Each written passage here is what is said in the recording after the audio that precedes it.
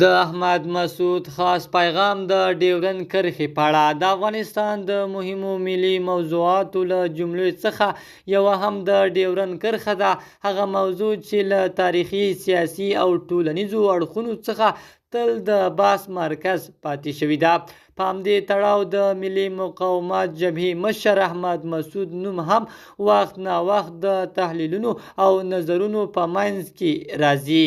په همدغه پیغام کې داسې ویل کېږي چې احمد مسعود د دې حساسې موضوع په اړه له احساساتي دریځونو څخه د تېرېدو او عقلاني حل لارې موندلو ټینګار کوي.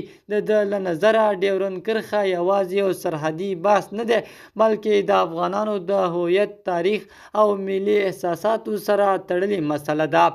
په دې ډول تحلیل کې ویل کېږي چې نوموړی د ملي حاکمیت پر ارزښت ټینګار کوي او باور لري چې د هېواد مهمې پریکړې باید د خلکو د ارادې او ملي ګټو پر بنسټ وشي.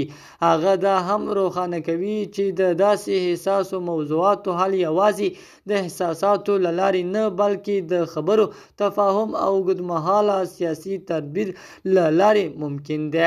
په سلامونو مارکلی کوم د صداقت نیوز چینل درنو لیدونکو، سلام، ستړي مشئ، وخت مو په خیر. پام راګرځوم د دې ساعت مهم خبر ته، په سر کې یادونه کوم ملګرو که مو چینل نه وي سبسکرایب کړی د مهمو خبرونو لپاره در سره صداقت نیوز چینل په درنښت سره سبسکرایب کړئ.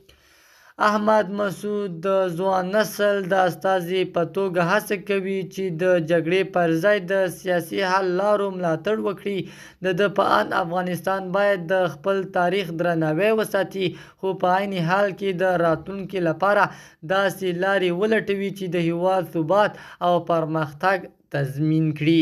شنونکي وایي د ډیورند کرښې موضوع داسې ده چې هر افغان پرې حساس دی، خو د دې حل باید داسې وي چې هم ملي عزت وساتل شي او هم د سیمې ثبات ته زیان ونه رسیږي، ځکه دوامدارو شخړو پر ځای د متقابل احترام فضا د ټولو لپاره ګټوره ده. په پای کې دا ډول پیغام یو مهم ټکي په توګه کوي افغانستان داسې رهبرۍ ته اړتیا لري چې د تاریخي مسایلو په اړه هوښیار، متوازن او د راتلونکي په فکر پریکړه وکړي، څو هېواد د لانجو پر ځای د ثبات او پرمختګ په لور ولاړ شي. د صداقت نیوز چینل درنو لیدونکو، دا زموږ د دې ساعت چمتو شوی خبر. تر بیا خیر چارې، د الله په امان.